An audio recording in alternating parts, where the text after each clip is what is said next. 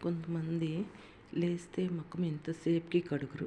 First లేస్తేనే మనం అరచేతులు చూసుకొని ఫస్ట్ బాత్రూమ్‌కి పోయి ముఖం కడుక్కొని నీళ్ళు తాగి మళ్ళా తర్వాత ఏ పనైనా మనం చేసుకోవచ్చంట. మన పెద్దలు ఇది నేను చెప్పడం కాదండి.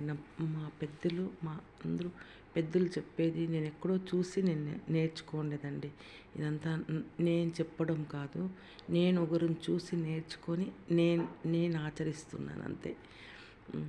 మాకు ఫస్ట్ వాళ్ళు ఎవరైనా కానీ ఫస్ట్ పొద్దున్నే లేస్తేనే బాత్రూమ్‌కి కొంతమంది 8, 9 గంటలైనా మగవాళ్ళు ముఖం కడుక్కోరు. ముఖం కడుక్కోకనే కారు కడుక్కుంటా ఉంటారు.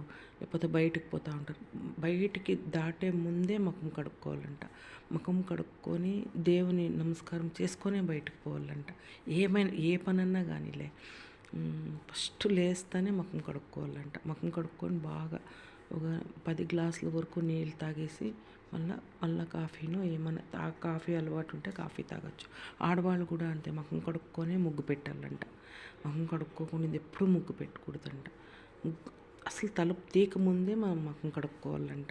ముఖం కడుక్కొనే మనం ఇచ్చేసుకోవాలంట. వాళ్ళు కూడా అంతే ముఖం కడుక్కొని బాగా నీళ్ళు తాగి మళ్ళీ కాఫీ తాగొచ్చు.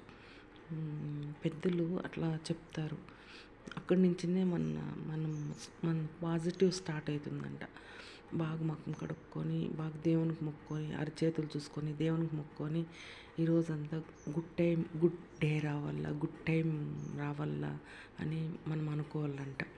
మాకు ఈరోజు గుడ్ టైం రావాలా, గుడ్ దేవునికి దగ్గర పోయి గుడ్ మార్నింగ్ దేవుడా అని దేవునికే ఫస్ట్ గుడ్ మార్నింగ్ చెప్పాలంట.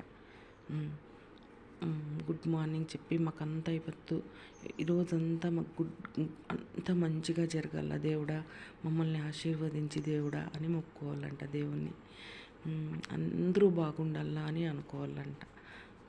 దేవుణ్ణి కోరుకోవాలంట. అలా యద్భావం తద్భవతి. మనం ఏం కోరుకుంటామో అదే మనకు వస్తుంది అని అంటారు అందరూ పెద్దలు. పెద్దల మాట సజ్జన మూట అంటారు చూడండి.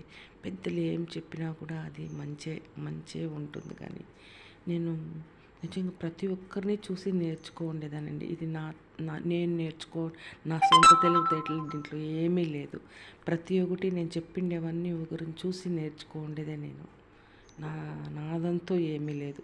నేను ప్రతి ఒక్కరిని చూసి నేర్చుకోండే విద్య ఇది. ప్రతిదీ నేను పెట్టిండే ప్రతి వీడియోలోనూ నేను ఒకరిని చూసి ఫాలో అయ్యి మీకు చెప్పిండేది అంతే. నేను నేర్చుకొని నేను మాట్లాడుతున్నాను అంతే. నాకంటూ ఏమీ తెలివి అంత లేదు.